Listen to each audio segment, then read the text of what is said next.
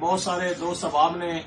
مجھ سے جب یہ پوچھا تو میں نے سمجھا کہ پوری جو قوم ہے اس کو رہنمائی کر دوں قانون کی روشنی میں۔ حافظ محمد سعد حسین رضوی حافظ اللہ تعالی، آپ کی جو اب موجودہ گرفتاری ہے یا جو ڈیٹینشن ہے اس کے حوالے سے میں عرض کرنا چاہتا ہوں کہ سب سے پہلے تو میں یہ سمجھتا ہوں کہ حکومت پاکستان یہ سمجھتی ہے کہ اس ملک میں صرف واحد جماعت تحریک لبیک پاکستان ہے جو فرانس نے سرکاری سطح پر آقا کریم صلی اللہ علیہ وآلہ وسلم کی شان میں گستاخی کی تھی،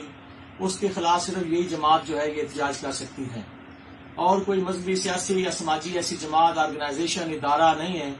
جو میدان عمل میں آ کر احتجاج کر سکتا ہے۔ تو اس مضبوط آواز کو دبانے کے لیے حکومت پاکستان نے 2 مرتبہ پہلے مذاکرات کیے۔ امیر المجاہدین حضرت علامہ حافظ خادم حسین رضوی علیہ الرحمہ کی زندگی میں بھی فیض آباد کے مقام پر، پھر ایک معاہدہ ہوا جس کو وزارت داخلہ نے اور باقی لوگوں نے سائن کیا، پھر آپ کی وفات کے بعد آپ کے بیٹے سے معاہدہ کیا، پھر ایکسٹینشن لی، اور پھر حکومت نے ایک بار پھر اپنی غلط روایت کو قائم رکھتے ہوئے حافظ محمد سعد حسین رضوی کو 11 اپریل 2021 کو جو ہے لاہور سے گرفتار کر لیا، اور 12/4/2021 کو 3 MPO کے تحت آپ کو 1 ماہ کے لیے نظر بند کر دیا گیا۔ پھر یہ ایکسٹینشن جو ہے یہ 3 ماہ تک بڑھا دی گئی۔ 90 روز کا اختیار ہوتا ہے کسی بھی صوبائی گورنمنٹ کے پاس کہ وہ 3 MPO کے تحت کسی بھی پاکستانی شہری کو ڈیٹین کر سکتی ہیں، اور اس کی جو ہے وہ بہت زیادہ اہم ریزنز ہونے چاہیے، ادروائز اس کی کوئی قانونی حیثیت نہیں ہوتی۔ بالآخر کیا ہوا کہ اس آرڈر کو بلیٹڈ سٹیج پہ جو ہے تحریک لبیک پاکستان نے چیلنج کیا آنریبل ہائی کورٹ میں، اور آنریبل ہائی کورٹ نے امیر حسین بنام گورنمنٹ آف پنجاب جو حافظ محمد سعد حسین رضوی حافظ اللہ تعالیٰ عنہ حافظ اللہ تعالیٰ کے چچا ہیں، ان کی رٹ کو جو ہے وہ سنگل بینچ نے ہائی کورٹ نے خارج کر دیا، اور اس کے بعد انہوں نے اس فیصلے کو آنریبل سپریم کورٹ میں چیلنج کر رکھا تھا، جو کہ ابھی ڈرا ہوگی اس لیے نقطہ نظر سے کہ 90 دن جو ہے وہ لیپس کر گئے۔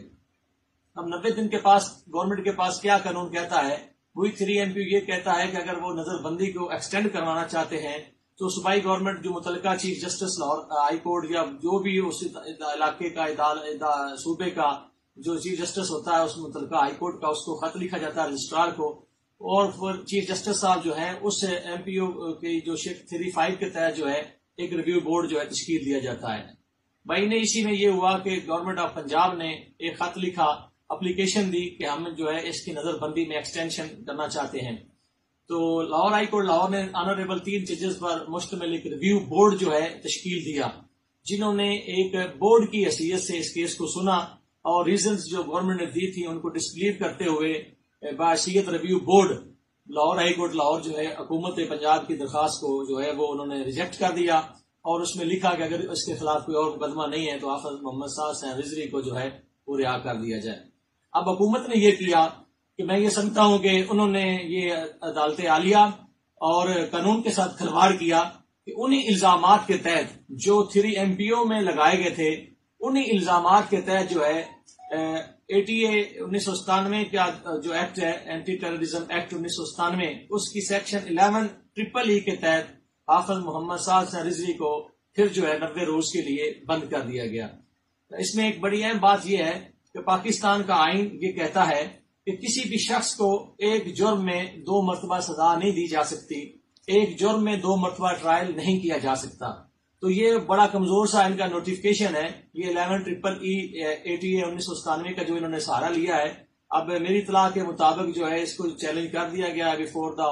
جو ہوم سیکرٹری ریپرزینٹیشن فائل ہوگی ہے، اور جو یہ میٹر ہائی کورٹ میں ریٹ پٹیشن میں آئے گا کانسٹیٹیوشن کے تحت تو انشاءاللہ تعالی یہ ریٹ جو الاؤ ہو جائے گی اور حافظ محمد سعد حسین رضوی جو ہے وہ رہا ہو جائے گے۔ بہت شکریہ۔